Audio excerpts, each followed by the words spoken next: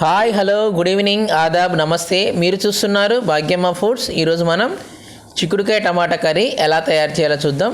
ముందుగా మనమైతే గిన్నె తీసుకున్నాం, ఆయిల్ వేసాం, ఆయిల్ వేడైంది. దాంట్లో తాలింపు గింజలు, అదేవిధంగా కరివేపాకు, కట్ చేసి పెట్టిన పచ్చిమిర్చి ముక్కలు మరియు ఉల్లిపాయ ముక్కలు అన్నీ వేసేసామండి. ఇవన్నీ వేసిన తర్వాత ఈ మొత్తాన్ని ఈ విధంగా కలుపుకోవాలి. తర్వాత ఒక 1.5 టేబుల్ స్పూను పసుపు కూడా వేసామండి.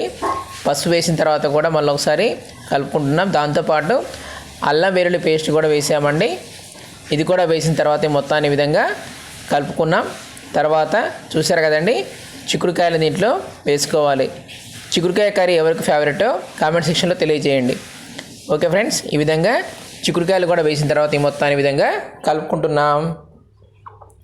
కానీ చిక్కుడుకాయ టమాటా కర్రీ మాత్రం సూపర్గా ఉంటుంది కదండి. నాకైతే చాలా చాలా చాలా యమ్మీగా అనిపిస్తుంది. సో మేమైతే బాగా పండిన టమాటా తీసుకొని దాంట్లో సాల్ట్ వేసి క్రష్ చేసామండి. దీనివల్ల మనకి కర్రీ అనేది జ్యూసీగా చాలా చాలా టేస్టీగా ఉంటుంది. చూసారు కదా, ఇలా కలుపుకున్న తర్వాత ఆ యొక్క టమాటా చేసే కదా మనం గ్రేవీ, సో ఆ మొత్తాన్ని కూడా దీంట్లో వేసుకోవాలండి. సో దీంతోనే కర్రీ చాలా చాలా టేస్టీగా ఉంటుంది. ఈ యొక్క టిప్ మాత్రం అసలు మిస్ చేయదు ఫ్రెండ్స్. ఓకే, వేసిన తర్వాత మొత్తం కలిపిన తర్వాత కొరియాండర్, అదే అండి కొత్తిమీర కూడా దీంట్లో వేసేసాము. కొత్తిమీర వేసిన తర్వాత కూడా ఒకసారి కలుపుకుంటున్నాం. ఓకేనా అండి. ఆ తర్వాత దీంట్లో గరం మసాలా వేసుకోవాలండి.